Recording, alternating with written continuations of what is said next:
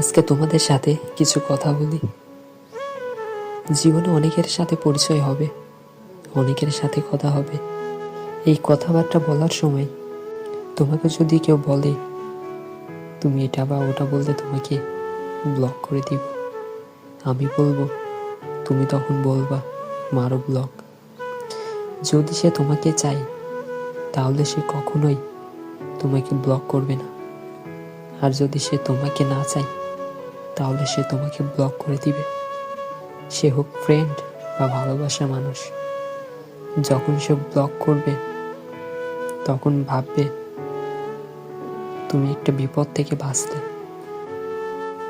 তুমি এই কারণেই বাঁচবে কারণ তুমি তার মায়া আটকানোর আগেই তার জীবন থেকে সরে আসতে পারছো। কারণ সে তোমার কথাবার্তা চলাফেরায় বিরক্ত।